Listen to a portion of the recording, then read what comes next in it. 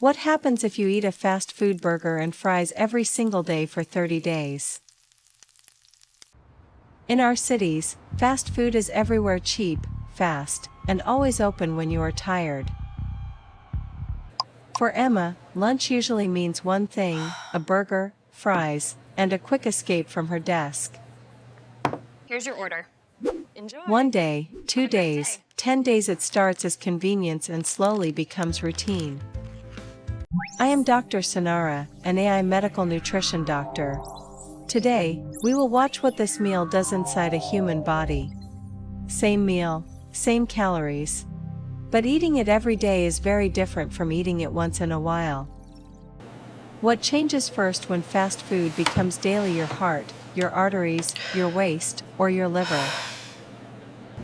Let us follow this burger and fries for 30 days, bite by bite, inside Emma's body.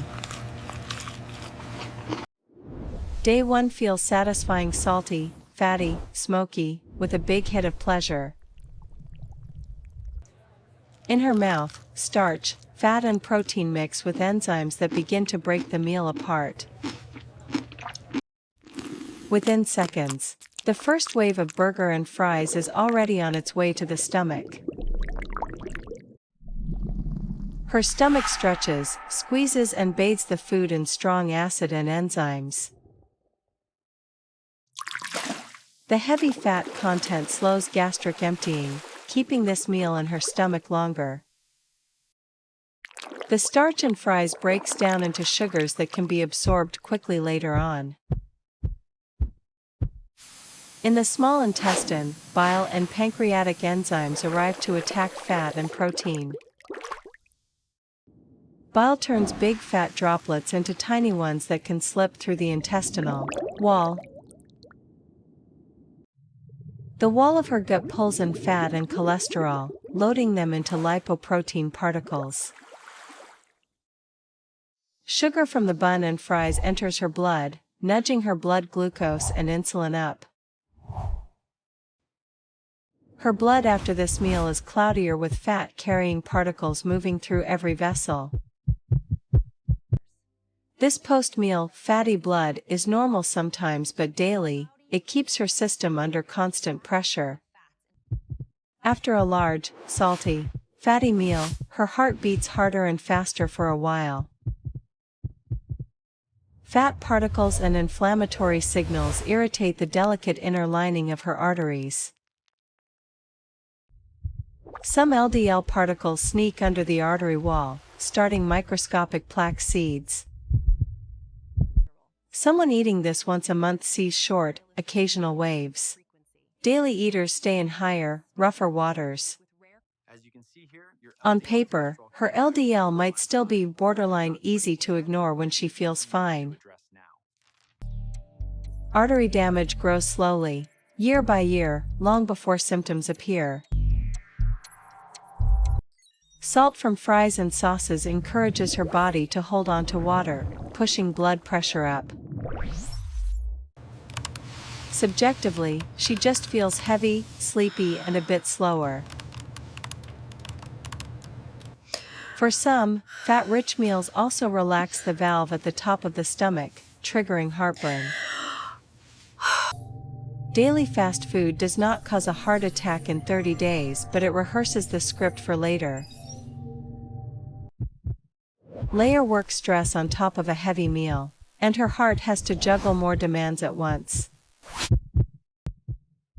30 days is not the whole story, but it is a clear preview of the pattern her heart is practicing. A typical burger and fries combo can cover a huge chunk of her daily energy needs in one sitting. Calories she does not burn get stored, mostly as fat. Some fat lives under the skin. The fat around her organs. Visceral fat is more metabolically active and risky.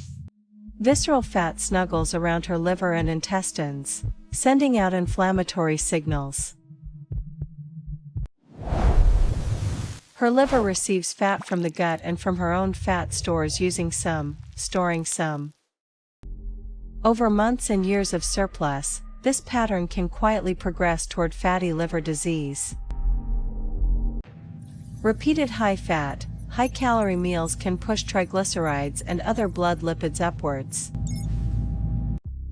More visceral fat means more inflammatory signals, less insulin sensitivity, and even easier fat gain.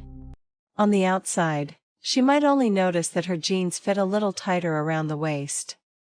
Two bodies can weigh the same, but carry very different risks depending on where the fat sits. Visceral fat tends to resist insulin's signal, leaving more sugar in the blood after meals. 30 days won't transform her body overnight, but it clearly pushes the trend in one direction.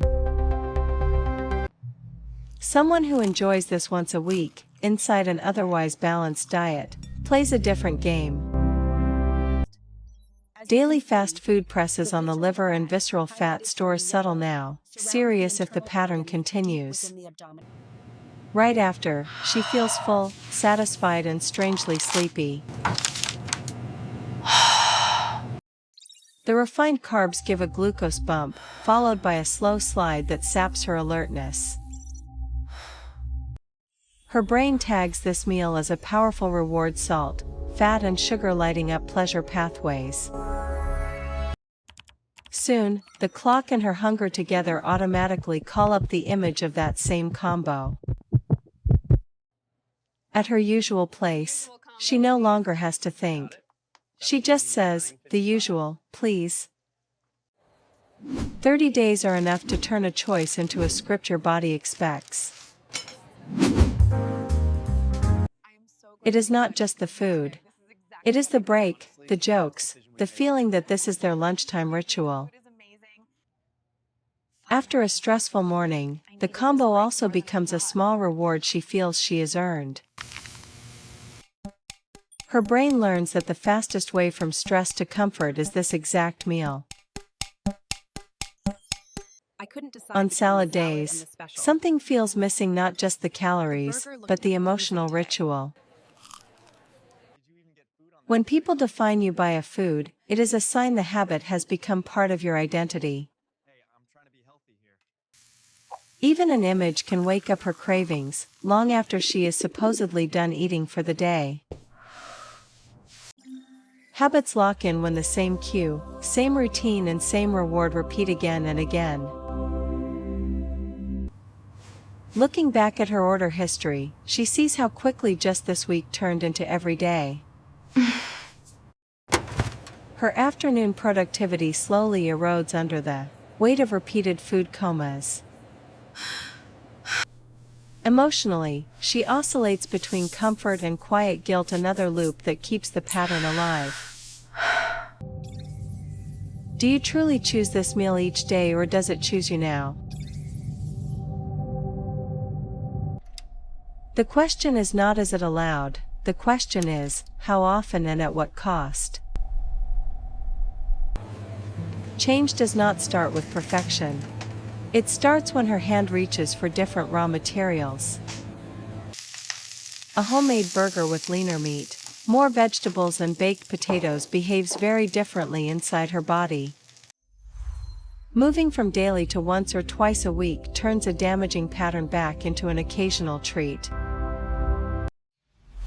Her organs do not demand 0 burgers. They just need fewer assaults and more chances to recover. With more balanced meals, her afternoon stops feeling like a battle against sleep. What matters is not a single month, but the pattern repeated over years. This story is for education, not personal medical advice. If you have heart, liver, or metabolic disease, talk to your own doctor. In the end, you decide which meals become your everyday and which stay as sometimes. Your heart and arteries quietly record the story your plate tells them, over and over again. When she walks past her old habit without stopping, she is already practicing a different future. Every meal is a small vote for the body you are building. Choose enough votes in your favor,